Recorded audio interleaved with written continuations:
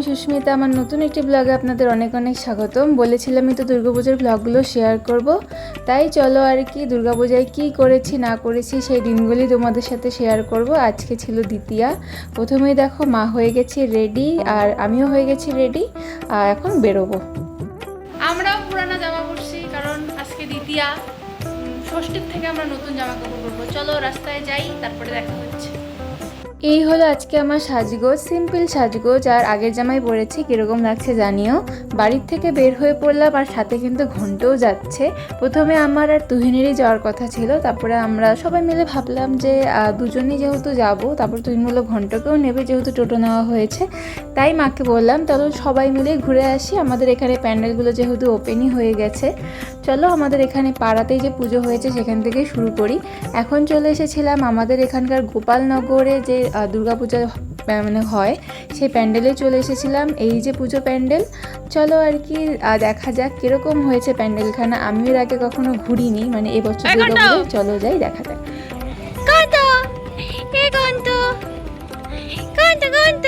এই দেখো ঠাকুর দেখতে আসছে। কান ই রাম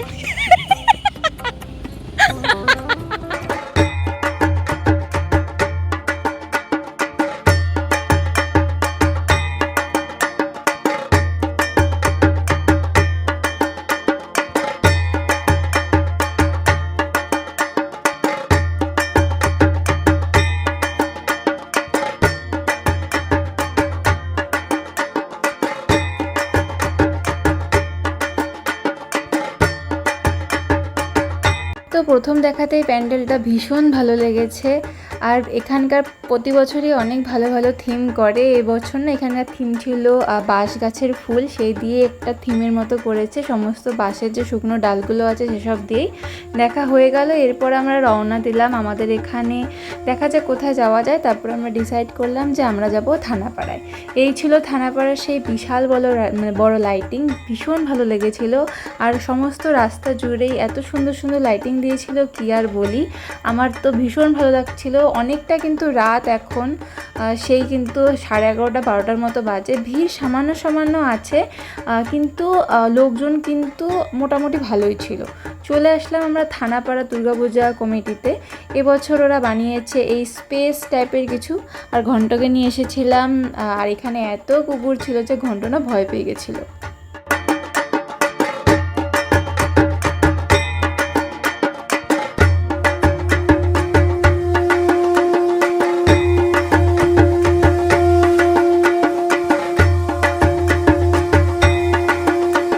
আমার এই পুজো প্যান্ডেলে সবথেকে ভালো লেগেছে যে গ্রহগুলো এত সুন্দর করে ঘুরে বেড়ায়। খুব ভালো লেগেছিল এই জিনিসটা, নতুনত্ব। এরকম কিন্তু এর আগে আমি দেখিনি আমাদের এখানকার পুজো প্যান্ডেলে। এটা কেমন লাগলো? খুব ভালো, খুব ভালো। এই দেখো ঘন্ট। তোমার কেমন লাগলো? তোমার কেমন লাগলো? খুব সুন্দর। তো আমরা এখন এই যে এখন আমরা ঘন্ট আছে সাথে আর কি। এখন আমরা আসছি কোথায়? দিনহাটা থানাপাড়ায়। এবার যাব কোথায় জানি না। চলো আমাদের সাথে সাথে, তোমরা গিয়ে দেখাচ্ছি কোথায়। যাই হোক, যেটা হবে যেটা দেখো। পর আমরা চলে এসেছিলাম দিনহাটা বলরামপুর স্বাধীন ক্লাবে। ওদের এবছরের থিম ছিল সৃষ্টি শেখরের রত্নগর্ভা। দেখতেই তো পাচ্ছ আছেন ঈশ্বরচন্দ্র বিদ্যাসাগর, রাজা রামমোহন রায়। ওনাদের অবদান যে আমাদের জীবনে কী সেসব তো আর বলার কথা নয়, সবাই সবটাই জানো। তাই ওনাদের যেসব মহান কাজ করেছে সেসব নিয়ে এখানে থিমটা করা হয়েছে। মানে ঈশ্বরচন্দ্র বিদ্যাসাগর যে আমাদের পড়াশুনো নিয়ে এতটা কিছু করেছে, আর হচ্ছে রাজা রামমোহন যে সতীদাহ প্রথা এসব বন্ধ করেছে, সেসব নিয়েই আর এসব করা হয়েছে। আর ঘন্টকেও নিয়ে এসেছি, দেখতেই পাচ্ছ। ঘন্ট সাথে সাথেই ছিল। ঘন্ট কিন্তু ভীষণ ভালো ছিল। আর ভিতরে দেখো একটা রাজবাড়ির মতো, কি সুন্দর একটা মহলের মতো করা হয়েছে। ভেতরটা খুব ভালো হয়েছিল। আর পাশে পাশে যে ফটোগুলো দেখছো, আমাদের এখানকার যত গুণীমানী ব্যক্তিরা আছে তাদের ফটো দেওয়া হয়েছিল। তারা কী সব কাজের জন্য মহান সেসবই কিন্তু দেখানো হয়েছিল। আর এই যে এখানকার মা, ভীষণ কিন্তু মিষ্টি হয়েছিল দেখতে। আর প্রতিমাখানাও কিন্তু ভীষণ সুন্দর একটা আদলে তৈরি করা হয়েছিল। মায়ের মুখটা যে এতটা মিষ্টি কি বলি, ভীষণ সুন্দর। আর এই থিমটা আমার ভীষণ ভালো লেগেছে, সত্যি অনবদ্য একটা থিম। তোমরা কে কে দেখেছো অবশ্যই জানিও। রাত কিন্তু এখন অনেকটা, কিন্তু ভিড় কিন্তু খুব কম না। দ্বিতীয় হিসেবে অনেকটাই ভিড়। আর এরপর দেখো বুনু আর কৃষ্ণাকে ডেকেছিলাম, ওরা একটু দেখা করতে এসেছিল, কারণ ঘন্টকে নিয়ে এসেছি ঘুরতে, তার জন্য ওরা এসেছিল। আর এই যে স্বাধীন ক্লাবের লাইটিং। এরপরে চলে আসলাম আমরা হচ্ছে চড়ক মাঠে। ওরা এবছর বানিয়েছে ডিজনিল্যান্ড, বেশ কিন্তু সুন্দর, আর কালারও চেঞ্জ করে, দেখো ব্লু আবার দেখো রেডও হয়ে গেল, ভীষণ সুন্দর লেগেছে। প্রথমে ভেবেছিলাম ডিজনিল্যান্ডটা একটু অন্য রকম লাগছে, কিন্তু না, তারপরে কিন্তু বেশ ভালো লাগছিল। এই যে ঘন্টকে নিয়ে এসেছি, এই লাল নীল আলোতে না ঘন্ট কিন্তু একটু ভয় পাচ্ছিল, একটু চাচ্ছিল না ভেতরে যাবে কি যাবে না, জোর করে ঘন্টকে ঢোকানো হয়েছে। ই বাবা দেখো না, কোমর দুলাতে যেতেছে। ঘন্ট, তুমি কোথায় এসেছো ঘন্ট?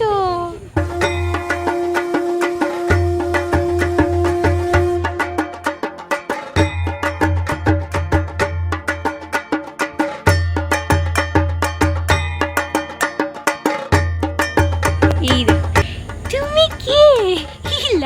কত আকাশে, তুমি কে? এই ঘন্ট ওই মাসি বসে, এই দেখো ওই ঘন্ট, তুই রেস্ট নিবি আর ঘুরবি না? হ্যাঁ হ্যাঁ, আয় এ বাবা। এখানকার প্রতিমাটাও কিন্তু ভীষণ সুন্দর হয়েছিল দেখতে, ভীষণ কিউট। এরপরে ভেবেছিলাম ঘন্টকে নিয়ে একটু ভিডিও করব ভালো করে, সে তো হলোই না। তারপর এখান থেকে আমরা বেরিয়ে পড়লাম, চলে আসলাম গোসানি রোড কিশোর সঙ্গে। ওদের এবছরের থিম হচ্ছে ইচ্ছে ডানা। আমি খুব বেশি একটা জানি না এখানকার থিম কি, মানে কি এসব বলা যায়, কিন্তু এই যে প্যারাশুট করে বানিয়েছিল, সবটা কিন্তু আমার ভীষণ সুন্দর লেগেছে। আর আমি প্রতিটা দিনই এখানে এসেছি, বেশিটা সময় এই প্যান্ডেলেই ছিলাম। তো তোমরা দেখতে থাকো এই প্যান্ডেলটা।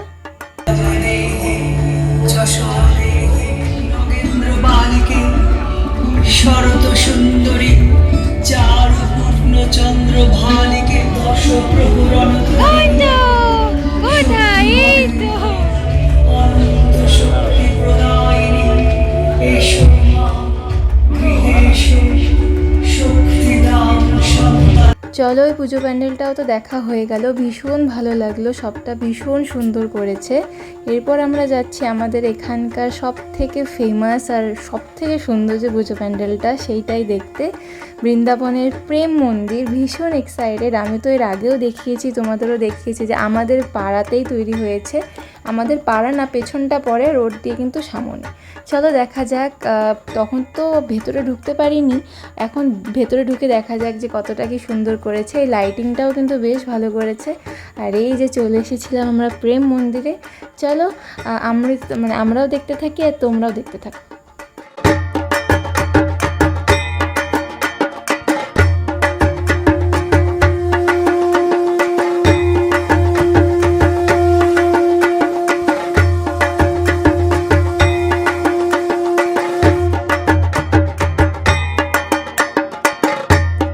বাইরে তো দেখলাম বাইরে এত সুন্দর, আর ভিতরটা কতটা সুন্দর হবে কে জানে, ভীষণ ভালো লাগলো। আর ঘন্ট যে এতক্ষণ আমাদের সাথে আছে, একটুকুও জ্বালায়নি আমাদের, খুব সুন্দরভাবে ভালোভাবে আছে। এই যে আমরা প্রবেশ করলাম আমাদের এখানকার প্রেম মন্দিরে, সত্যি এত সুন্দর মন্দির, ভীষণ ভালো লাগছিল। ভেতরে ঢুকে না মনে হচ্ছিল সত্যিই যেন কোনো মন্দিরে চলে এসেছি। গত বছর তো আলিপুরদুয়ারে এই প্যান্ডেলটা বানিয়েছে, আর এবছর এখানে নিয়ে এসেছে। ওখানে তো গেল বছর গিয়ে দেখতে পারিনি, এখানে এনেছে জন্য দেখতে পারছি, ভীষণ ভালো লাগছে। চলো আর কি বাকিটুক তোমরাও দেখতে থাকো।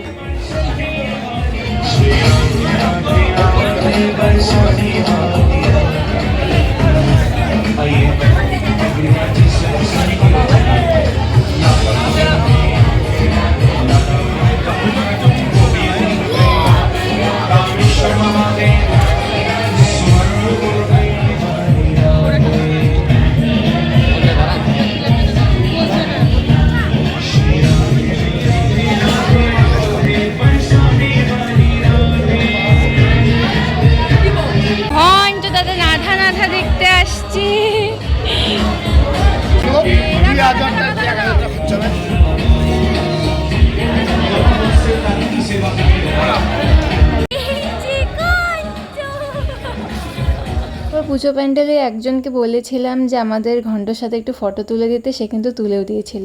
চলো আজকের মতো প্যান্ডেল হপিং শেষ, এখন যাব কিছু খাওয়া দাওয়া করব, মানে খাওয়া দাওয়া কিনতে যাব, তারপরে যাব বাড়িতে।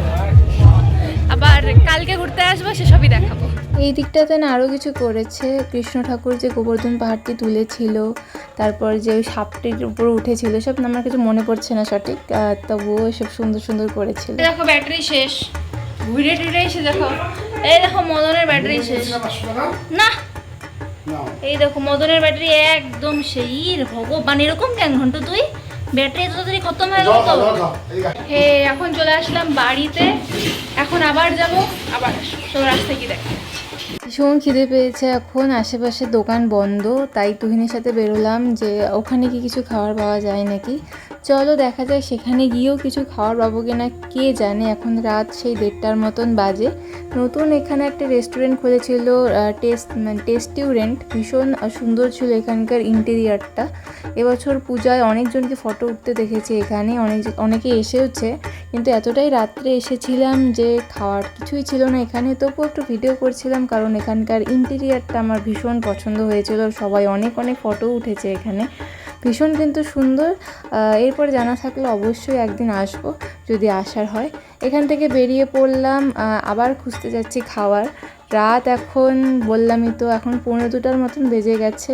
সেখানেও তো কিছু পেলাম না, অন্য রাস্তাতেও বাকি একটা দোকানও পাইনি। শেষ ভরসা এখন আমরা যাচ্ছি স্যান্ডির দোকানে। স্যান্ডির দোকান খোলা আছে, মানে আমরা কোথাও কোনোদিন কোনো খাবার না পেলেই একটা জায়গাতেই খাবার পাই, সেটা হচ্ছে স্যান্ডির দোকান। কপাল ভালোর জন্য স্যান্ডির দোকানে আজকে খাবার পেয়ে গেছি, এরপর খাবার নিয়ে বাড়ি গেছিলাম। আজকের মতো ব্লগটি এতটুকুই ছিল, দেখা হবে পুজোর অন্য একটি ব্লগে। সবাই ভালো থেকো, বাই বাই।